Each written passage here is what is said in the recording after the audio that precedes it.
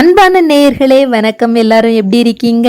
நீங்கள் கேட்டுக்கொண்டிருப்பது பெரியார் சமுதாய வானொலி வழங்கும் அறிவியல் தேடல் நிகழ்ச்சி. நேயர்களே, இந்த நிகழ்ச்சியில விதவிதமாய் விஞ்ஞானிகள் அறிவியலும் ஆளுமையும் அன்றாட அறிவியல் போன்ற பல்வேறு விதமான அறிவியல் சம்பந்தப்பட்ட சுவையான நிகழ்ச்சிகளை தான் கேட்க போறோம். அறிவியல் தேடல் அப்படிங்கிற இந்த நிகழ்ச்சியை நமக்கு யார் வழங்கியிருக்காங்க தெரியுமா? நம்ம பெரியார் சமுதாய வானொலியோட இணைஞ்சு இந்திய சுதந்திரத்தின் அமுத பெருவிழா, இந்திய அரசின் விஞ்ஞான் பிரச்சார், அப்புறம் தமிழக அரசின் அறிவியல் மற்றும் தொழில்நுட்ப மையம். வாங்க நேயர்களே, நிகழ்ச்சிக்குள்ள போகலாம், கேட்கலாம், ரசிக்கலாம், அறிவியலை சிந்திக்கலாம்.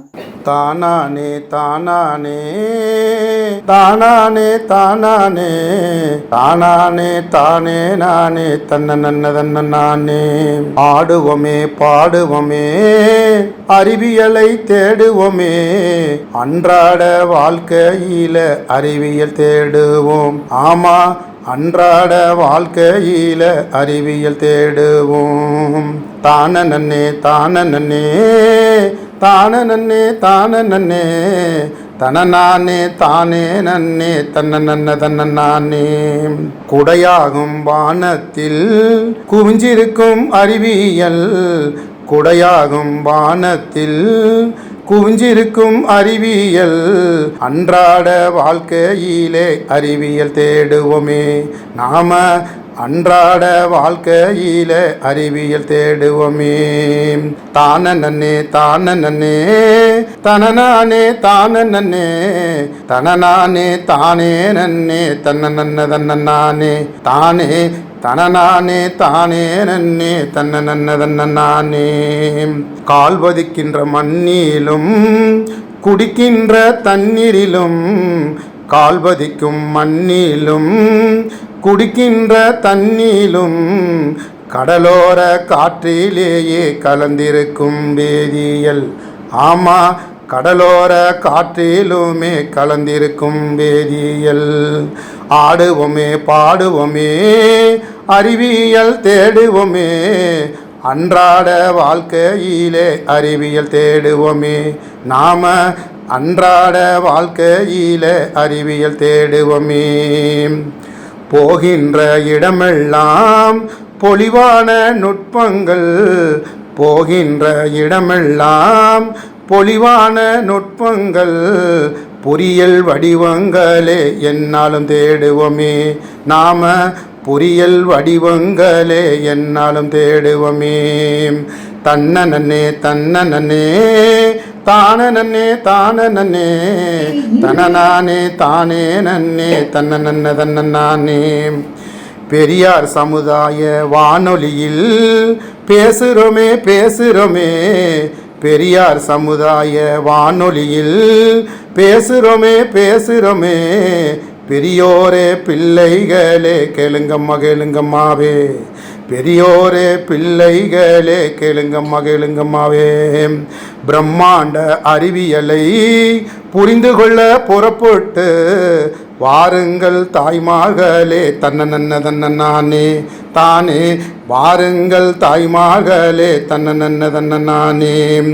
ஆடுவோமே பாடுவோமே அறிவியலை தேடுவோமே, அன்றாட வாழ்க்கையிலே அறிவியல் தேடுவோமே. நாம அன்றாட வாழ்க்கையில அறிவியல் தேடுவோமே. நாம அன்றாட வாழ்க்கையிலே அறிவியல் தேடுவோமே.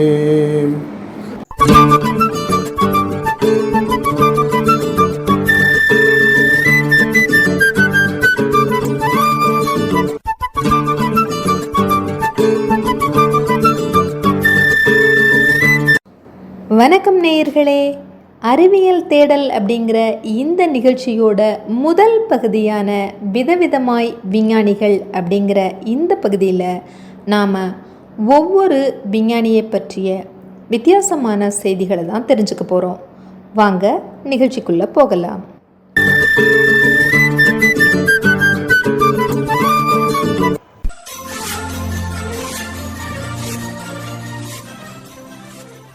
அனைவருக்கும் பெரியார் வானொலியின் வணக்கங்கள். உங்களோடு இன்று இணைவது கார்த்திக், சமூக பணித்துறை முதுகலை 1ஆம் ஆண்டு மாணவன். நாம் தினந்தோறும் விதவிதமாய் விஞ்ஞானிகள் என்ற தலைப்பை பார்த்து கொண்டிருக்கின்றோம். அந்த வகையில் இன்றைய விதவிதமாய் விஞ்ஞானிகள் என்ற தலைப்பில் பார்க்கக்கூடிய விஞ்ஞானியின் பெயர் சார்லஸ் டார்வின். இவர் 1809ஆம் ஆண்டு பிப்ரவரி 12ஆம் தேதி பிறக்கிறாரு. இவருடைய அப்பா ஒரு மருத்துவர்.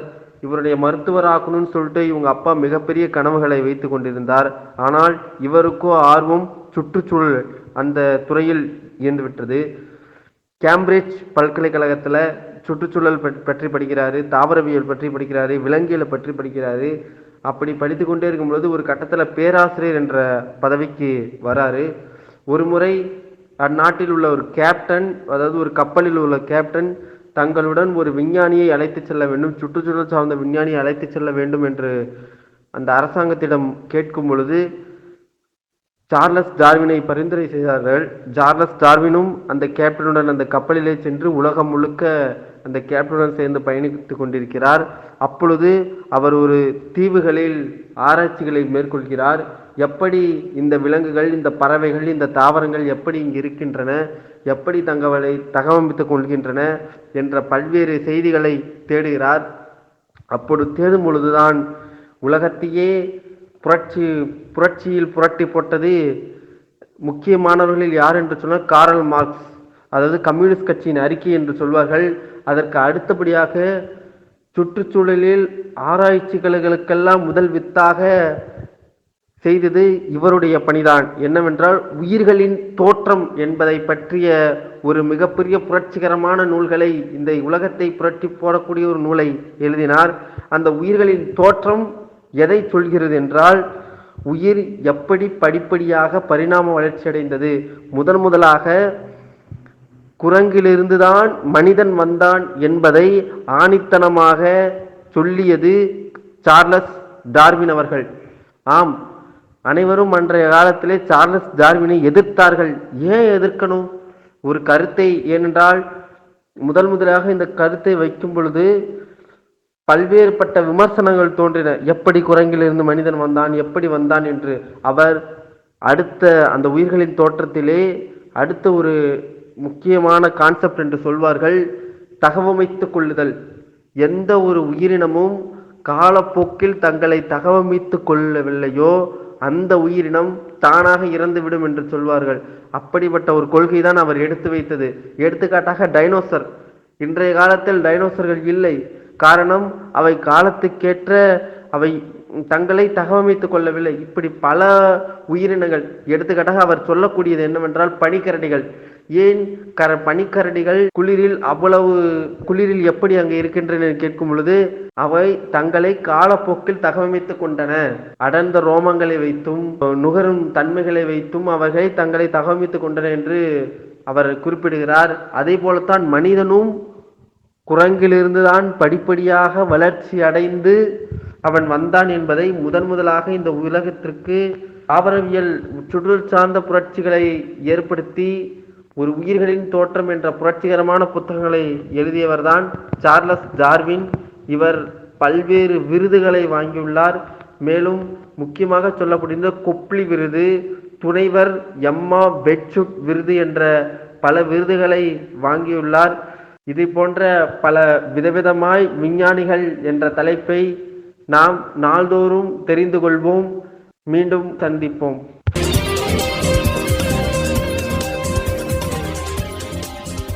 தொடர்வது அறிவியல் தேடல் நிகழ்ச்சியின் 2வது பகுதியான அறிவியலும் ஆளுமையும் பகுதி. நேயர்களே, அறிவியலும் ஆளுமையும் பகுதியில் இன்னைக்கு நம்ம பார்க்க போகிறது பெரியார் மணியம்மை நிகர்நிலை பல்கலைக்கழகம் சார்பாக centre for energy and environment, ஆற்றல் மற்றும் சுற்றுச்சூழல் மையத்தின் சார்பாக இன்னைக்கு நம்ம பார்க்க போகிற ஒரு ஆளுமை யார் அப்படின்னா திருவாரூரை சேர்ந்த வனம் தன்னார்வ அமைப்பு அதோட நிறுவனர், இயக்குனர், முக்கியமாக செயற்பாட்டாளர், சூழலியல் செயற்பாட்டாளர் திரு வனம் கலைமணி அவர்களை தான் இன்னைக்கு நம்ம ஒரு நேர்காணலில் சந்திக்க போகிறோம்.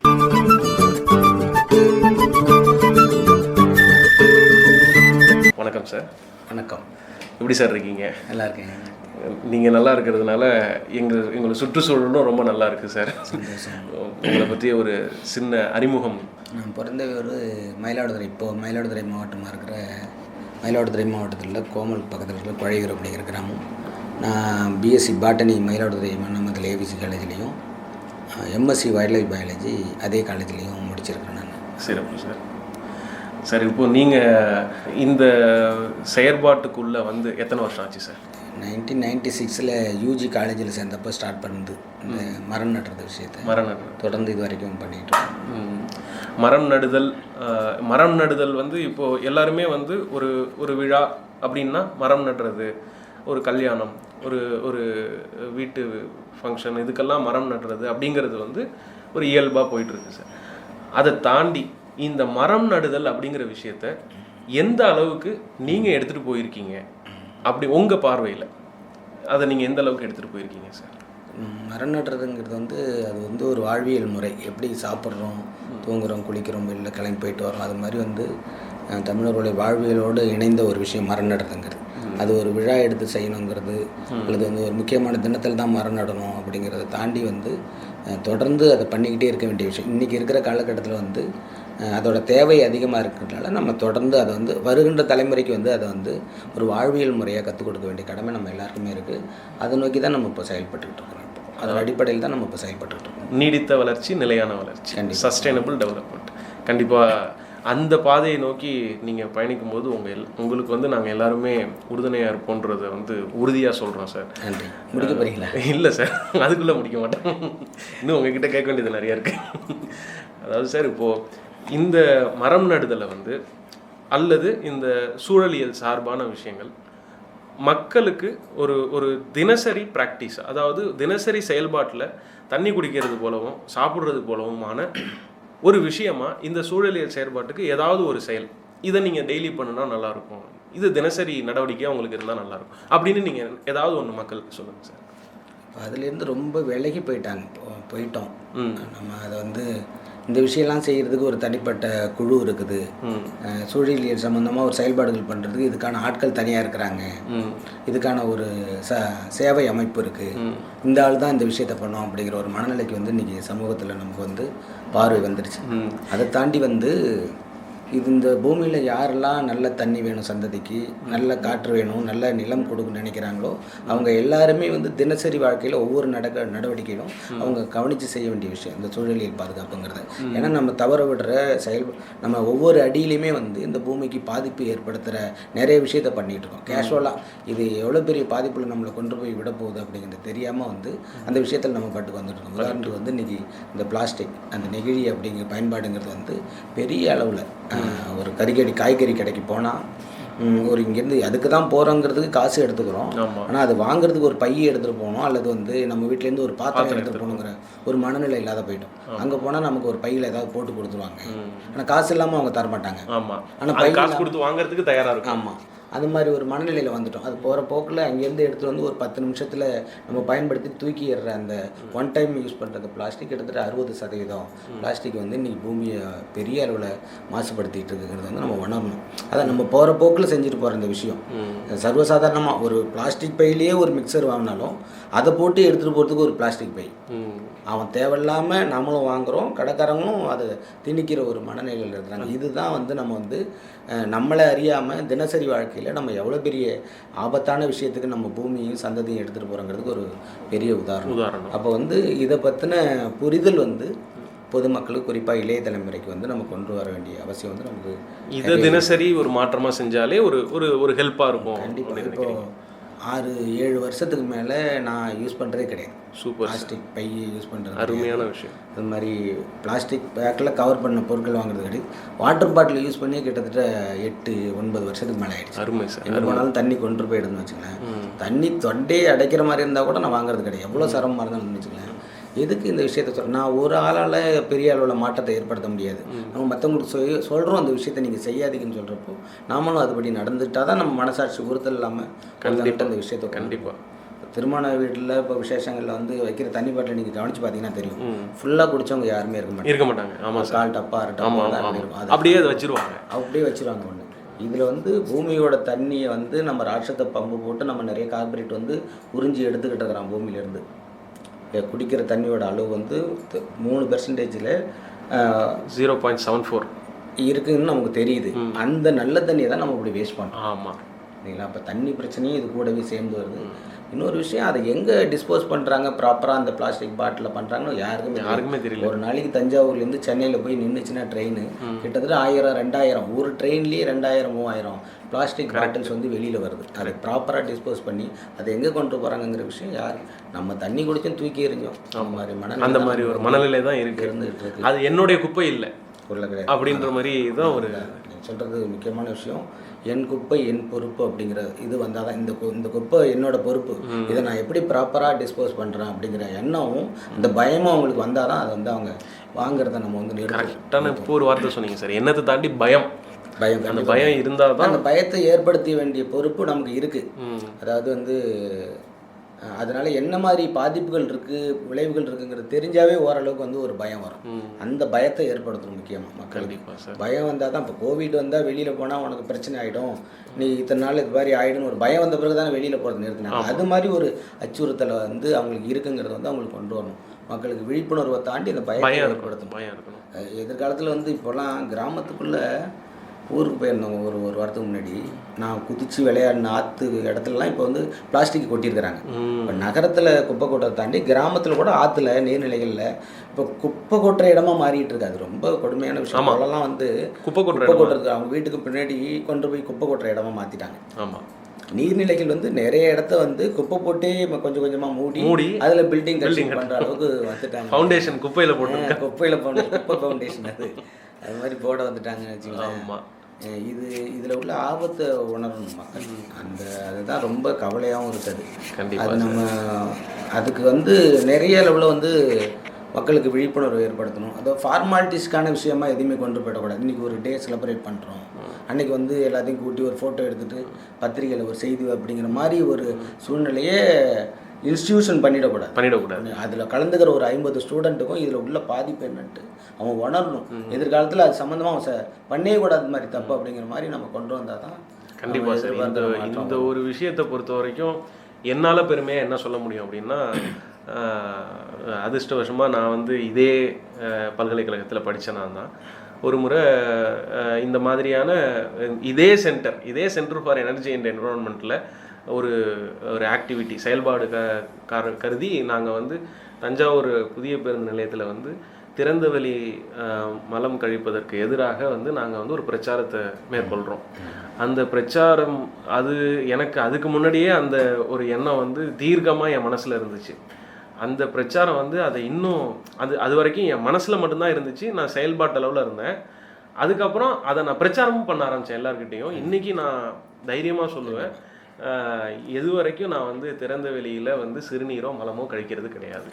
அது வந்து எனக்கு வந்து ஒரு நான் தைரியமாக பெருமையாக சொல்லக்கூடிய ஒரு விஷயமா நான் பார்க்குறேன். பிரச்சாரத்தில் ஈடுபடுறோமோ அது சார்ந்து நம்ம இயங்க வேண்டிய கட்டாயம் இருக்குது. அந்த பொறுப்பை வந்து நம்ம பெரியார் மணியம்மை பல்கலைக்கழகம் வந்து ஒரு சான்றா ஒரு மாணவனாக இருந்து அதை நீங்களாமே ஒரு மாடல் தான் அதுக்கெல்லாமே. கண்டிப்பாக இது மாதிரி மாணவர்கள் தான் தயாராக இந்த கல்லூரியில் படித்து நீங்கள் திரும்ப அந்த துறை சார்ந்த ஒரு வல்லுநராக வந்து இதில் வந்திருக்கீங்கிறப்போ பெரிய விஷயம். இதை தான் நான் சொல்லிட்டு இருக்கேன். நான் இப்போ படிக்கிற படிப்பு வேலைக்கான படிப்புன்னு நிறைய இடத்துல வந்து உருவாக்குறாங்க. ஈவன் படித்தா என்ன வேலை, MSWங்கிற படிப்பு வந்து படிச்சுட்டா நீங்கள் ஒரு ப்ராஜெக்டில் கோஆர்டினேட்டர் வந்து படிக்கிறப்பே நிறைய பேருக்கு நினைக்கிறாங்க. அது கிடையாது. வந்து சமூக பணி ஆற்ற வேண்டிய துறைகள் நிறைய இருக்குது நம்ம நாட்டில்.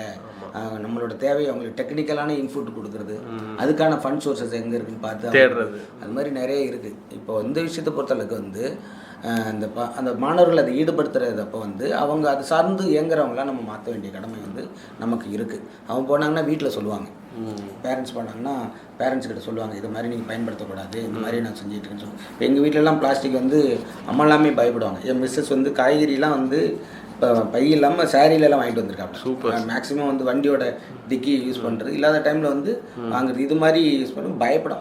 அவசரத்துக்கு ஏதாவது ஒரு பிளாஸ்டிக் ஒன்று இல்லை, சட்னி கொட்டி போயிடுது டப்பாவில் வைக்கிறது, அதை சுற்றி மூடி கட்டுறது கூட ஒரு பிளாஸ்டிக் வைக்க மாட்டேன்னு நம்ம திட்டுவாங்க. அவ்வளோ பெரிய அது வந்து அதோட தேவை இருக்குங்கிறதெல்லாம் தாண்டி வந்து அது அறவே நம்ம ஒழிச்சாக வேண்டிய சூழ்நிலை நம்ம இருக்கணும். கண்டிப்பாக சார். இது ஒரு பக்கம் பொல்யூஷன் ரிலேட்டடாக வந்து இது மாதிரி மரம் நடுறதும் ஒரு ஃபங்க்ஷனுக்கு பண்ணுறோம். இது வந்து மற்றவங்களுக்கு விழிப்புணர்வு ஏற்படுத்துங்கிறத தாண்டி வந்து நாம் அதில் எவ்வளோ தூரம் உள்வாங்கிட்டு அந்த விஷயத்தை செஞ்சு ஆத்மார்த்தமாங்கிறது ரொம்ப முக்கியம். நம்ம வந்து ஒரு ஃபங்க்ஷனுக்கு வச்சு ஒரு ஃபோட்டோ எடுக்கிறோம், ஒரு மரக்கட்டை நடனா ஒரு 1000 பேர் பார்த்துருப்பாங்க, ஃப்ளோட்டிங் பீப்புள் இருப்பாங்க. ஓகே, இன்றைக்கி டேக்கு வந்து செலிப்ரேட் பண்ணுறாங்க, ஒரு மரம் நடுறாங்க, இப்போ நம்ம மரம் நடணுங்கிற அவேர்னஸ் ஒரு பக்கம் ஏற்படுத்தினாலும் அந்த நட்ட மரம் வந்து வளருதாங்கிறத நம்ம ஃபாலோ பண்ணணும். வச்ச கூண்டு அந்த இடத்துல இருக்கான்னு பார்க்கணும், தண்ணி இந்த விஷயத்த பண்ணால் தான் அது சக்ஸஸ். அடுத்த 6 வருஷம் கழிச்சு அந்த வழியாக போகிற பையன் அவர் பார்த்தாருன்னு வச்சுங்க, ஒரு 6 வருஷத்துக்கு முன்னாடி இங்கே என்வரான்மெண்ட் டேக்கு ஒரு மரம் நட்டாங்க, அந்த இடத்துல ஒன்றுமே இல்லை அப்படின்னா அவங்க வந்து தப்பான ஒரு முன்னுதாரணத்தை நம்ம 6 வருஷத்துக்கு முன்னாடி ஏற்படுத்திட்டோம். கண்டிப்பாக. அப்போ வந்து ஃபாலோ பண்ணுறது ரொம்ப ரொம்ப முக்கியம். நீங்கள் நட்ட பல மரங்களில் நாங்கள் பல முறை இலைப்பாரி இப்போ வந்திருக்கோம் சார். அது வந்து நாங்கள் பெருமையாக சொல்லுவோம். திருவாரூரில் வந்து அந்த மக்கள் பேருந்து நிலையம்னு இடையில திடீர்னு ஒரு பேருந்து நிலையம் உருவானுச்சு. அந்த இடத்துக்கு நிழல் கொடுத்தது உங்கள் மரம் தான். இப்போ ஆட்டோ ஸ்டாண்டெல்லாம் வந்துட்டு நீங்கள் வச்ச மரத்தில் பானிபூரி கடை வந்துட்டு, ஆட்டோ ஸ்டாண்டு வந்துட்டு, இதெல்லாம் வந்து நாங்கள் வந்து நீங்கள் நட்ட மரங்களில் இலைப்பாரி கொண்டு இருக்கிறோம். அது வந்து எங்களுக்கு, அதுக்கு நாங்கள் உங்களுக்கு நிறைய கடமைப்பட்டிருக்கோம். கூடுதலாக வந்து நேயர்களுக்கு சொல்ல வேண்டிய செய்தி என்ன அப்படின்னா, கடந்த ஆண்டுடைய பசுமையாளர் விருது, நாகப்பட்டினம் மாவட்டத்துடைய பசுமையாளர் தமிழ்நாடு அரசின் விருது, அது வந்து நம்ம சிறப்பு விருந்தினர் ஆளுமை திரு வனம் கலைமணி அவர்கள் கடந்த வருடம் வாங்கியிருக்கிறாங்க. இது மட்டும் இல்லை, பல விருதுகள் இந்த மாதிரி வாங்கியிருக்கிறாங்க. பல விருதுகளையும் தாண்டி அதுக்கு எல்லாத்துக்கும் ஈடான அளவில் பாராட்டத்தக்க ஒரு ஆளுமை. இந்த கலந்துரையாடலுக்கு மிக்க நன்றி சார். உங்களுடைய இந்த 85 குறுங்காடுகள் இன்னமும் தொடரணும் அப்படிங்கிறது நேயர்கள் சார்பாகவும், எங்கள் பல்கலைக்கழகம் சார்பாகவும், பெரியார் சமுதாய வானொலி சார்பாகவும், எங்களுடைய ஆற்றல் மற்றும் சுற்றுச்சூழல் மன்றம் சார்பாகவும் ஒரு ஆசை மற்றும் கோரிக்கையாகவே வைக்கிறோம் சார். நன்றி சார். நன்றி, தேங்க்யூ.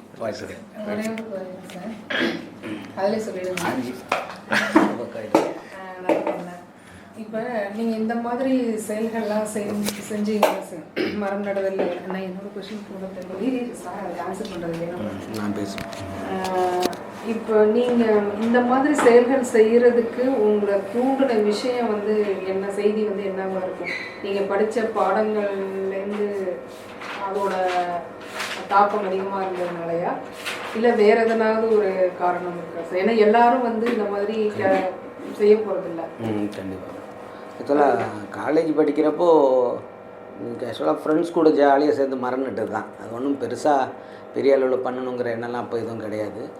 நம்ம பிஎஸ்சி பாட்டனி படித்தப்போ இந்த பொட்டானிக்கல் கார்டன்லாம் பண்ணுறப்போ ப்ரொஃபஸர் டாக்டர் சரவணமுத்துன்னு இருந்தாங்க. அவங்க இப்போ தவறிட்டாங்க. அவங்க தான் ஃபஸ்ட்டு வந்து அந்த சயின்டிஃபிக் நேம் கற்றுக்கிறதுக்கு, ஒவ்வொரு பிளான்ட்டோட சயின்டிஃபிக் நேம் சொல்கிறதுக்கு அப்போல்லாம் ரொம்ப கிண்டல் பண்ணுவாங்க. சயின்டிஃபிக் நேம் சொல்கிறப்போ வாய்க்குள்ளே நுழையாது, அது கிண்டல் பண்ணுவோம். அது மாதிரி அந்த ஒவ்வொரு பிளான்ட் ஸ்பீசிஸ் நேமை கற்றுக்கணுன்ட்டு ஆர்வம், அதை நடுறதில்ல, எப்படி நடுறது அந்த விஷயம்லாம் கற்றுக்கணும். அதுக்கப்புறம் என்எஸ்எஸ் தான் வெளியில் வந்து கல்லூரியை விட்டு வெளியில் வந்து மரம் நடுறது நாட்டு நல பண்ணிக்கிட்டோம். ப்ரொஃபஸர் சிவராமன் சொல்லிவிட்டு அவங்க ரிட்டையர்ட் ஆகிட்டாங்க, இப்போ ஏபிசி காலேஜில் இருந்தாங்க. அவங்க தான் இந்த மாதிரி இந்த அவென்யூ ட்ரீ பிளான்டேஷன் பண்ணுறதை பற்றின ஐடியா கொடுத்துறது, அதை எப்படி டாக்குமெண்டேஷன் பண்ணுறது அதெல்லாம் சொல்ல ஆரம்பித்தாங்க. அடுத்தடுத்து நான் நேஷ்னல் சர்வீஸ் வாலண்டியராக நேரு விவேகானந்தராவில் ஒர்க் பண்ணோம். அதுலேயும் இது மாதிரி ஈவெண்ட்ஸ் பண்ணுறதுக்காக பிளான்டேஷன் பண்ணுறது வந்து தான். அப்புறம் ஊரில், நான் பிறந்த ஊரில் குழையூர் அப்படிங்கிற கிராமத்தில் இங்கே ஒரு மழலையர் மக்கள் நல மன்றம்னு ஒரு நற்பணி மன்றம் ஆரம்பித்தோம். அந்த நற்பணி மன்றம் மூலமாக ஊருக்குள்ள மரம் நடுறது, குளக்கரை குளம்லாம் சுத்தம் பண்ணுறது, இது மாதிரி வேலையை ஆரம்பித்தோம். அப்படியே கொஞ்சம் கொஞ்சமாக செஞ்சிகிட்டு இருக்கிறப்போ கொஞ்சம் செய்ய ஆர்வம் வந்தது தான். இது ஆரம்பத்துலேயே பெரிய அளவில் பண்ணணும்னு கிடையாது. இன்றைக்கி கிட்டத்தட்ட ஒரு 100 ஏக்கர் கிராஸ் பண்ணியிருக்கோம். இப்போ அடுத்த வாரத்தில் நெல்லிக்குப்பம் கடலூரில் வந்து பொல்யூஷன் கண்ட்ரோல் போர்டு அவங்களோட அறிவுரையோட ஒரு கம்பெனிக்கு வந்து சிஎஸ்ஆர் பண்ணல 42 ஏக்கர் ஒரே இடத்துல பிளான்டேஷன் பண்ண போகிறாங்க. இது எல்லாமே நம்ம பண்ணிக்கிட்டு இருக்க பார்த்து நிறைய பேர் நம்ம கேட்க ஆரம்பித்து அதுக்கான சோர்ஸ் அங்கங்கே தேடிக்கிறோம். அது ஃபண்ட் சோர்ஸாக இருந்தாலும் சரி, வாலண்டியர் சோர்ஸாக இருந்தாலும் எல்லாம் பண்ணிக்கணும். இதை தாண்டி நம்மகிட்ட காலேஜ் ஸ்டூடெண்ட்ஸ்க்கு ஒரு 116 பேர் வாலண்டியர்ஸ் இருக்கிறாங்க. அவங்க ஒரு 3 வருஷத்துக்கு முன்னாடி சேர ஆரம்பித்தாங்க. எங்க கூட கொஞ்சம் கொஞ்சமாக இன்க்ரீஸ் ஆகி ஒரு 4-5 டிஸ்ட்ரிக்ட்லேருந்து 118 வாலண்டியர்ஸ். யாரும் மாணவர்கள் ஆர்வமாக இருந்தால் இந்த கண்டிப்பாக கலந்துக்கிறாங்க. நம்மளோட ஆக்டிவிட்டி சோஷியல் மீடியாவெலாம் பார்த்து ஆரம்பித்த 15 பேர் 12 பேர்னு வந்துச்சு. இப்போ 108 பேர் இருக்கிறாங்க. அவங்க எல்லா ப்ரோக்ராம்லேயும் கண்டினியூஸாக கூட கலந்துருவாங்க. பரவாயில்ல சார். ஏன்னா மரத்தை வந்து நட்டு வச்சுட்டு எல்லாரும் வந்துடுவாங்க. நானே எங்கள் மாணவர்கள்ட்ட என்ன சொல்லுவேன்னா, அந்த மாதிரி செடியை ஊனி வச்சுட்டு வந்தீங்கன்னா ஒரு குழந்தைய வந்து பெற்று போட்டுட்டு நடு ரோட்டில் போட்டுட்டு வர மாதிரி ஒரு அர்த்தம். அதை ஃபுல்லாக நம்ம எப்படி குழந்தைய வளர்க்குறோமோ அது மாதிரி செடியும் நட்டுட்டு வளர்ந்து பார்க்கணும் அப்படின்னு தான் சொல்லுவேன். அது மாதிரி நீங்களும் செய்கிற இடத்துல அப்பப்போ நீங்கள் ஃபாலோ பண்ணிட்டு தான் இருக்கிறோம் மேடம். முக்கியமாக இடம் தேர்வு பண்ணுறப்பே அதெல்லாம் பாதுகாக்கிற ஆள் இருக்காங்களா, எவ்வளோ ஆர்வமாக இருக்காங்களா பார்த்துட்டு தான் நாங்கள் அந்த விஷயத்தையே பண்ணுவோம். ஒருத்தவங்க ஃபோன் அடித்து எங்கள் ஊரில் மரம் நடணும் வாங்கன்னா நான் உடனே போக மாட்டேன். அடுத்த ட்ரிப்பு கூப்பிட்றாரான்னு பார்ப்பேன். அதுக்கு அடுத்த ட்ரிப்பும் கூப்பிட்றாரான்னு பார்ப்பேன். எத்தனை ட்ரிப் அவர் எனக்கு கால் பண்ணுறாரு பார்த்துட்டு தான் 4வது டைம் 5வது டைம் தான் போவேன். நான் கால் பண்ண உடனே போயிட மாட்டோம். அவருக்கு எவ்வளோ ஆர்வம் இருக்குதுன்னு பார்த்துக்கிட்டு அங்கே தண்ணி மற்ற விஷயம்லாம் பாதுகாப்புலாம் எப்படி இருக்குது, அங்கே பராமரிக்கிறது யார் இருக்காங்க, அதாவது செடிகள் வளர்ப்பு எல்லாமே நீங்களே பார்த்துக்கிட்டு நாமளே பண்ணுறோம். எனக்கு கூட ஒரு கேளுங்க மேடம். என்னன்னா, இப்போ நீங்க மரங்கள் குறுங்காடுகள்லாம் பண்றீங்க, சரி. இப்போ இடம் குறைவா இருக்கு. இப்போ எல்லாருமே ஒரு பிளாட்டுக்குள்ள வீடு அப்படிங்கிற மாதிரி இருக்கு. சின்ன ஒரு யூட்டிலிட்டி மாதிரி ஒரு ஏரியா இருக்கு. அதுக்குள்ள நான் ஒரு மரம் வைக்க பயப்படுறேன், வீட்டை வந்து கிராக் பண்ணிடுதோ இருக்கும் அப்படின்னு சொல்லிட்டு நானே என்னோட வீட்டுல ஒரு 4 மரத்தை வெட்டியிருக்கேன். அப்ப எந்த மாதிரியான மரத்தை எல்லாம் தனி மனிதன் என்ன மாதிரி இது பண்ணலாம், குறைச்ச இடத்துல என்ன வச்சா அவன் பில்டிங்க்கு சேதாரம் இல்லாம இருக்கும், அது மாதிரி ஏதாவது இருந்தா சொல்லுங்க. இப்போ நிறைய இடங்களில் நம்ம ஒரு 2000 சதுரடி 1000 சதுரடியில் வீடு கட்டுறவங்களுக்கு மரம் நடணும்னு ஆசை இருக்கும். அவங்க ஒரு 2 விஷயம் பண்ணலாம். ஒன்று வந்து அவங்க இப்போ புதுசாக ஜெனரேட் ஆன இடத்துல வந்து ஒரு பார்க் இருக்கும். கண்டிப்பாக குடியிருப்புக்கான ஒரு பார்க் இருக்கும். அங்கே உள்ளவங்களாம் சேர்ந்து அந்த பார்க்கில் மரம் நட்டு பராமரிக்கலாம். அதுக்கான சூழல் அமையலைன்னா உங்கள் வீட்டில் நீங்கள் வந்து மரம் தான் நடணும்னு தேவையில்லை. நீங்கள் ஒரு மாடி தோட்டம் அமைக்கலாம், ஒரு வீட்டு தோட்டம் அமைக்கலாம். அதில் ஒரு ஆர்னமெண்டல் பிளான்ட்ஸ் ஒரு 10 வச்சு வளர்க்கலாம், ஒரு தொட்டியில் வச்சு வளர்க்கலாம். மரம் நடுறதுங்கிறது வந்து என்வரான்மெண்ட்டுக்கு சப்போர்ட் பண்ணுறதை தாண்டி வந்து மனசை அழுத்தத்திலேருந்து குறைக்கும். அது பூக்கிறப்போ மொட்டு வைக்கிறப்போ பார்க்குறப்போ வந்து நமக்கு மன அமைதி வந்து கிடைக்கும். இது வந்து அமெரிக்கன் ஹார்டிகல்ச்சர் இன்ஸ்டியூட்னு சொல்லிட்டு அவங்க ஒரு ரிசர்ச்சே பண்ணியிருக்காங்க. இதில் பெரியவங்க குழந்தைங்க இது மாதிரி ஹவுஸ் ஒய்ஃபாக இருக்கிறவங்களுக்கு தனித்தனியான மரம் வளர்க்குறது, சரி இது மாதிரி வீட்டு தோட்டங்கள் அமைக்கிறது, அவங்க வந்து அதை மெயின்டைன் பண்ணுறப்போ அவங்களுக்கு எந்த மாதிரியான விஷயங்கள் வந்து மாற்றம் ஏற்படுது அப்படிங்கிறதெல்லாம் ரிசர்ச் பண்ணி சொல்லியிருக்காங்க. இப்போ ஸ்கூல் படிக்கிற ஒரு பையனுக்கு அவன் ஒரு பூச்செடியை வளர்க்குறப்போ அவன் ஸ்கூலில் போய் இதை பார்த்துட்டு நான் வச்ச ரோஜாவில் வந்து இன்றைக்கி ஒரு மொட்டு வந்துட்டு தெரியுமான்னு சொல்லி பேசுவான். இன்றைக்கி அது பூத்துருச்சுடான்னு பேசுவான். அது விழுந்துடுச்சு, எங்கள் அம்மா கட் பண்ணிட்டாங்க. இன்னொன்று அவன் வந்து தேவையில்லாத மற்ற விஷயங்களை பேசுகிறப்ப இந்த ஹார்டிகல்ச்சர் ரிலேட்டடான இது ஹார்டிகல்ச்சர் தெரபின்னு அப்படின்னு சொல்கிறாங்க. அவன் இது சம்மந்தமாக பேசுவான். தேவையில்லாத விஷயத்தை ஷேர் பண்ணுறப்போ அவன் மனசுக்கு சந்தோஷமான விஷயத்த ஷேர் பண்ணிக்குவான். அது மாதிரி ஓல்டேஜ் பீப்புள் அவங்களுக்கு வந்து எல்லாரையும் வீட்டுக்கு வேலைக்கு அனுப்பிடுவாங்க, பசங்களாம் ஸ்கூலுக்கு அனுப்பிடுவாங்க. அவங்க வெறுமையாக உணர்வாங்க. அவங்க வந்து ஒரு செடியை வச்சு ஒரு தொட்டியில் வச்சு பராமரிக்கிறப்போ அவங்க மனசு ரிலாக்ஸ் ஆகும் அப்படிங்கிற விஷயத்தெல்லாம் அவங்க சொல்கிறாங்க. இது நம்மளே பார்க்குற விஷயம் தான். காலையிலே ஃபார்மர் எழுந்திரிச்சு வயல் பக்கம் போயிட்டு வருவார் பார்த்துறீங்களா, வயலில் தண்ணி பாஞ்சிக்கிட்டு இருக்கா, பூச்சி அடிச்சுட்டாங்கிறத தாண்டி வந்து அந்த பயிரோட வளர்ச்சி பார்க்குறப்போ ஒரு மன ரீதியான ஒரு நல்ல ஒரு மன மாற்றம் ஏற்படும். ஒரு மன அழுத்தத்திலேருந்து அவங்க விலகுவாங்கங்கிறது தான் அடிப்படையில் தான் அந்த விஷயம் பண்ணுறது. வாங்க நிகழ்ச்சிக்குள்ள போகலாம்.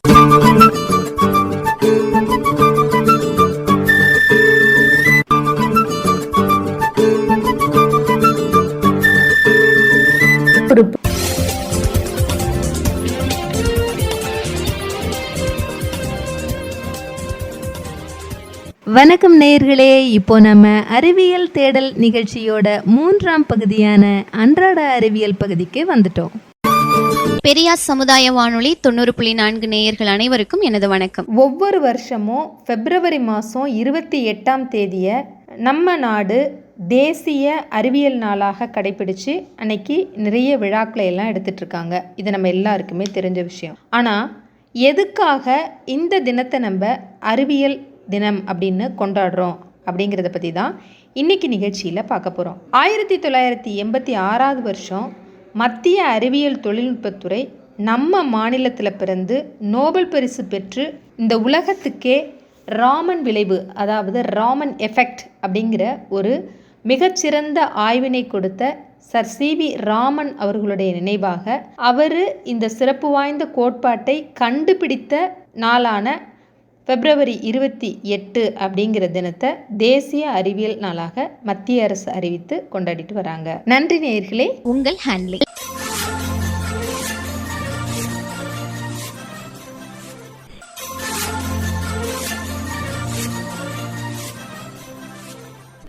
நேயர்களே, இன்றைய அறிவியல் தேடல் நிகழ்ச்சி இத்துடன் நிறைவடைகிறது. மீண்டும் இதேபோல் இன்னும் ஒரு அறிவியல் நிகழ்ச்சியில் அடுத்த வாரம் இதே நாள் இதே நேரம் உங்களை சந்திக்கிறோம். அதுவரை உங்களிடமிருந்து விடைபெறுவது உங்கள் பெரியார் சமுதாய வானொலி 90.4.